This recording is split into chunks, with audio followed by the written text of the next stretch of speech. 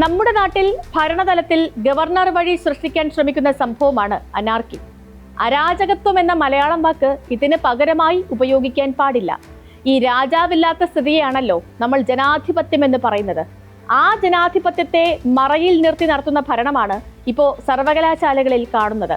ഇല്ലാത്ത അധികാരം ഉപയോഗിച്ച് രജിസ്ട്രാറെ സസ്പെൻഡ് ചെയ്യുക, RSS ശാഖയിൽ നിന്നുള്ള ഭാരതാംബയെ രാജ്ഭവനിലെ ഔദ്യോഗിക ചടങ്ങുകളിൽ എടുത്തു വയ്ക്കുക തുടങ്ങിയവയൊക്കെ ചെറുകിട മുറകൾ മാത്രമാകണം. പ്രതിപക്ഷത്ത് പോലും ഇല്ലാത്തൊരു പാർട്ടിയാണ് ഈ അനാർക്കി സൃഷ്ടിക്കുന്നത് എന്ന് ഇടയ്ക്കൊക്കെ ഓർക്കുന്നത് നല്ലതാണ്.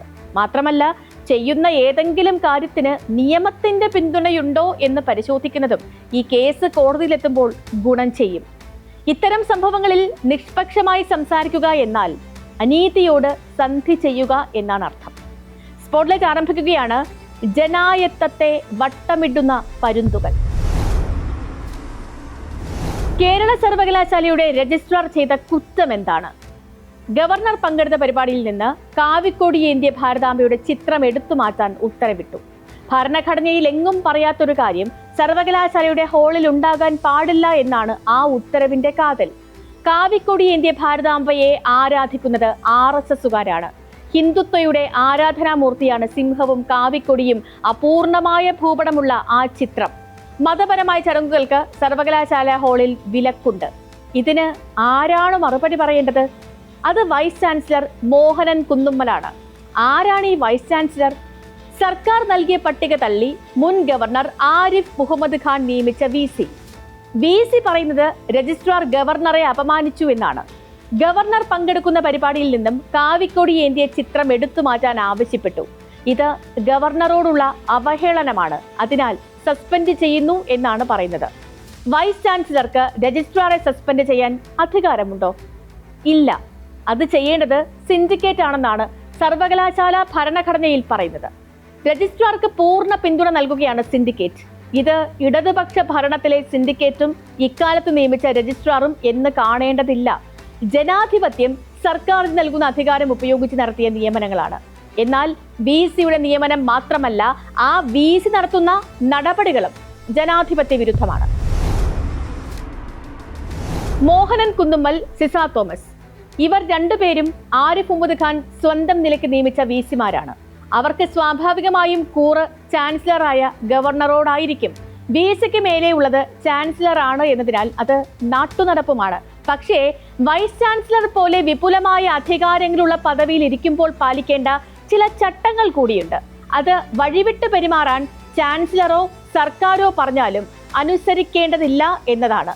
ഭരണഘടനയിൽ എങ്ങും പറയാത്ത കാവിക്കൊടിയേന്തിയ ചിത്രം സർവകലാശാലയുടെ ഹാളിൽ വെച്ച് പൂജിക്കാൻ എങ്ങനെയാണ് അനുവദിക്കുക? മുകളിലുള്ള ആര് പറഞ്ഞിട്ടാണെങ്കിലും അത് ചെയ്യാവുന്നതാണോ? വിവിധ ജാതി മത സമുദായങ്ങളിൽ നിന്നുള്ളവരുടെ സ്വത്താണ് സർവകലാശാലയും ഈ സംസ്ഥാനവും. ഇവിടെ ആരാധിക്കേണ്ടത് ജനാധിപത്യത്തെയും ഭരണഘടനയെയുമാണ്. കാവിക്കൊടി ആരാധിക്കാൻ ഇത് ഹിന്ദു രാഷ്ട്രമല്ല, അങ്ങനെ ആകാൻ പാടില്ല എന്ന് എഴുതി വച്ച ഭരണഘടനയിൽ കെട്ടിപ്പടുത്തതാണ്. ആ ഭരണഘടനയുടെ ശക്തിയിലാണ് 77 വർഷം ഈ രാജ്യം അതിജീവിച്ചത്.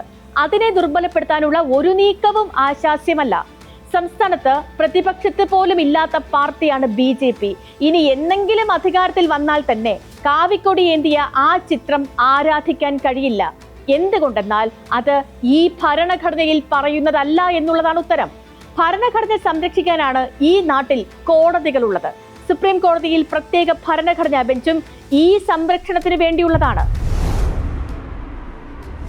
ശ്രീ പത്മനാഭ സേവാ സമിതി കേരള സർവകലാശാല ഹാളിൽ നടത്തിയ ചടങ്ങായിരുന്നില്ല തുടക്കം. അതൊരു തുടർച്ചയായിരുന്നു. രാജ്ഭവനിൽ കൃഷി വകുപ്പിന്റെ പരിപാടിയിൽ കാവിക്കൊടിയേന്തിയ ചിത്രത്തെ ആരാധിച്ചതിലാണ് തുടക്കം. ആ ചടങ്ങ് കൃഷിമന്ത്രി ബഹിഷ്കരിച്ചു. പിന്നാലെ വിദ്യാഭ്യാസ മന്ത്രി പങ്കെടുത്ത ചടങ്ങിലും കാവിക്കൊടിയേന്തിയ ചിത്രമെത്തി. മന്ത്രി V ശിവൻകുട്ടിയും ആ ചടങ്ങിൽ നിന്നും ഇറങ്ങിപ്പോന്നു. ഇതിനിടയിൽ കാവിക്കൊടിയേന്തിയ ചിത്രമില്ലാതെ കാർഷിക സർവകലാശാലയിലെ ബിരുദദാന ചടങ്ങ് നടന്നു. ശ്രീ പത്മനാഭ സേവാ സമിതിയുടെ ചടങ്ങ് നടത്തിയത് സെനറ്റ് ഹാളിലായിരുന്നു. അവിടെ കാവിക്കൊടിയേന്തിയ ചിത്രം ആരാധിച്ചാൽ പിന്നെ എന്തൊക്കെയാണ് നടന്നുകൂടാത്തത്? സുവിശേഷ ധ്യാനം നടത്താൻ ഏതെങ്കിലും ഇവാഞ്ചലിക്കൽ സംഘടന വന്നാലും ഈ ഹാള് തുറന്നു കൊടുക്കേണ്ടി വരില്ലേ? മതപ്രഭാഷണ പരമ്പരകൾ നടത്താൻ ഇസ്ലാമിക സംഘടനകൾ ആവശ്യപ്പെട്ടാലും അനുവദിക്കേണ്ടി വരും. അങ്ങനെ വന്നാൽ സപ്താഹവും നവാഹവും നടത്താൻ അവകാശമുണ്ടെന്ന് ഹിന്ദു സംഘടനകളും പ്രഖ്യാപിക്കും. പിന്നെ വിദ്യാഭ്യാസ സ്ഥാപനങ്ങളെല്ലാം പിരിച്ചുവിട്ട് ധ്യാനവും പ്രാർത്ഥനയും സപ്താഹവും ഒക്കെയായി അങ്ങ് കൂടുകയാണ് നല്ലത്. ശാസ്ത്രവും കണക്കുമൊന്നും പിന്നെ പഠിക്കേണ്ട കാര്യമൊന്നുമില്ലല്ലോ. വിദ്യാഭ്യാസം തന്നെ ആവശ്യമില്ലാത്ത പരിപാടികളാണല്ലോ ആരാധനകൾ. വിദ്യാഭ്യാസ മേഖലയിൽ അഭിമാനാർഹമായ മതേതരത്വമുള്ള നാടാണ് കേരളം. ന്യൂനപക്ഷ സമുദായങ്ങളുടെ മിക്ക വിദ്യാലയങ്ങളിലും ഭൂരിപക്ഷ വിഭാഗത്തിലുള്ളവർക്ക് തന്നെയാണ് ഭൂരിപക്ഷം. അതുപോലെ ഭൂരിപക്ഷ സമുദായങ്ങൾ നടത്തുന്ന സ്ഥാപനങ്ങളിലും ന്യൂനപക്ഷങ്ങൾക്ക് ആനുപാതിക പ്രാതിനിധ്യമുണ്ട്. ഇത്തരം സന്തുലിതാവസ്ഥകളെല്ലാം അട്ടിമറിക്കാൻ പോകുന്നതാണ് ഇപ്പോൾ നടക്കുന്ന നീക്കങ്ങൾ. കേരള സർവകലാശാലയിൽ ഇപ്പോൾ നടക്കുന്ന വിവാദങ്ങളിൽ ചാൻസലറായ ഗവർണറും സംസ്ഥാന സർക്കാരും നേരിട്ട് കക്ഷിയല്ല. രജിസ്ട്രാറെ സസ്പെൻഡ് ചെയ്തത് ചാൻസലർ അല്ല, വൈസ് ചാൻസലറാണ്. ഗവർണർ പങ്കെടുത്ത പരിപാടിയിൽ കാവിക്കൊടിയേന്തിയ ചിത്രം എത്തിച്ചത് ഗവർണർ അല്ല, സംഘാടകരാണ്. ഇവിടെ വൈസ് ചാൻസലർ ഡോക്ടർ മോഹനൻ കുന്നുമ്മലും രജിസ്ട്രാർ ഡോക്ടർ KS അനിൽകുമാറും തമ്മിലാണ് പ്രത്യക്ഷ യുദ്ധം. പക്ഷെ ഇവിടെ എല്ലാവർക്കും അറിയാവുന്നതുപോലെ ഒരു വശത്ത് ഗവർണർ രാജേന്ദ്ര അർലേക്കറും മറുവശത്ത് സംസ്ഥാന സർക്കാരുമാണ്. കുറച്ചുകൂടി വ്യക്തത വരുത്തിയാൽ ഗവർണറെ നിയമിച്ച BJPയും സംസ്ഥാന സർക്കാരിനെ നയിക്കുന്ന ഇടതുമുന്നണിയുമാണ് അപ്പുറവും ഇപ്പുറവും. ഗവർണറുടെ കാര്യത്തിൽ ഒരു വ്യക്തത കൂടി ആവശ്യമുണ്ട്.